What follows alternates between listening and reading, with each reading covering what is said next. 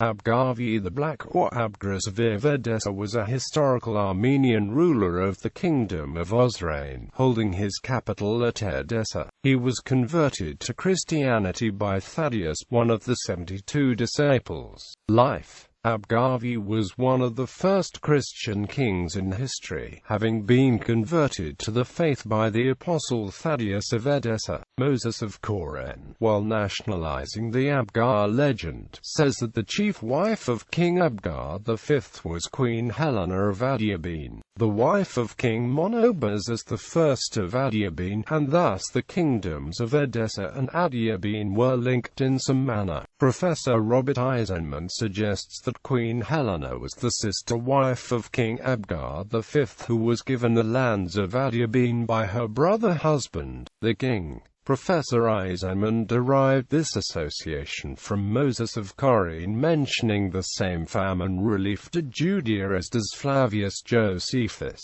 the chief of King Abgar's wives, who was named Helena.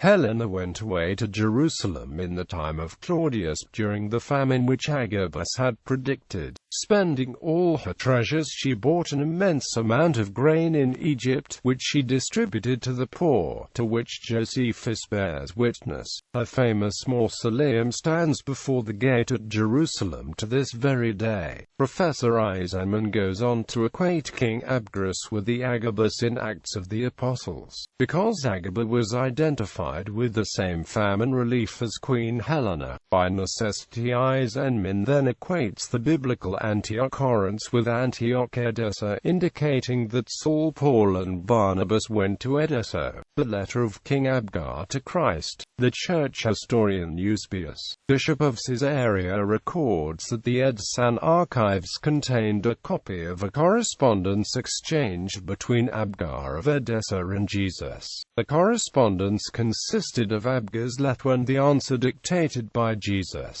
On August 15, 944, the Church of St. Mary of Blackney in Constantinople received the letter and the mandolion. Both relics were then moved to the Church of the Virgin of the Pharos.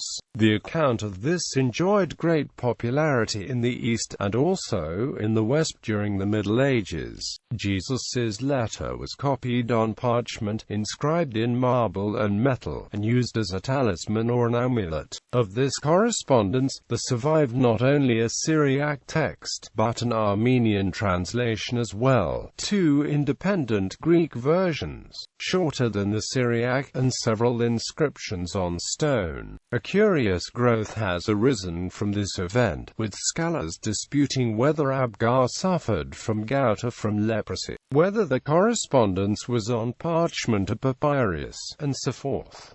The text of the letter was, Abgar, ruler of Edessa, to Jesus the good physician who has appeared in the country of Jerusalem. Greeting. I have heard the reports of you and of your cures as performed by you without medicines or herbs. For it is said that you make the blind to see and the lame to walk, that you cleanse lepers and cast out impure spirits and demons, and that you heal those afflicted with lingering disease, and raise the dead. And having heard all these things concerning you, I have concluded that one of two things must be true. Either you are God, and having come down from heaven you do these things, or else you, who does these things, are the Son of God. I have therefore written to you to ask you if you would take the trouble to come to me and heal all the ill which I suffer. For I have heard that the Jews are murmuring against you and are plotting to injure you. But I have a very small yet noble city which is great enough for us both.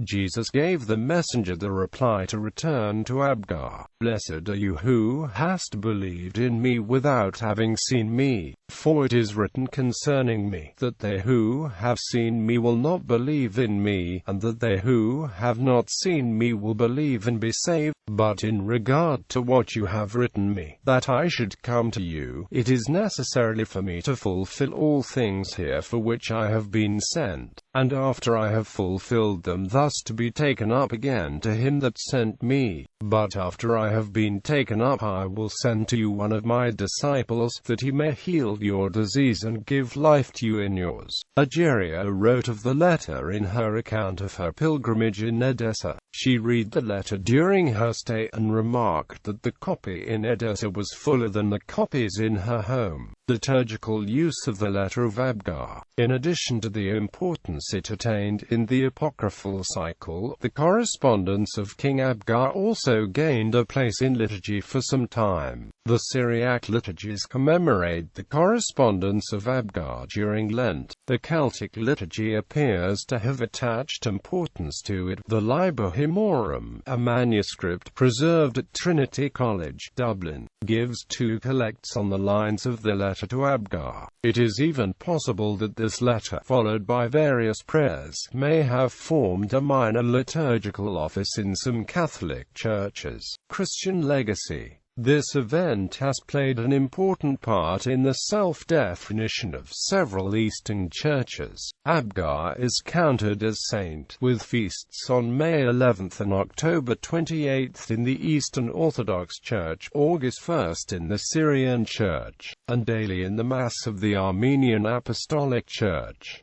The Armenian Apostolic Church in Scottsdale, Arizona, is named after St. Abgar. On August 24, 2009, the board of the Central Bank of Armenia adopted a decision on introducing a new banknote with a nominal value of AMD 100,000. The new banknote depicts King Abgar V. The front of the banknote depicts Abgar pointing at the royal flag bearing an image of the Mandalion. The reverse of the banknote depicts disciple Thaddeus handing the canvas to King Abgar V and his consequent miraculous healing.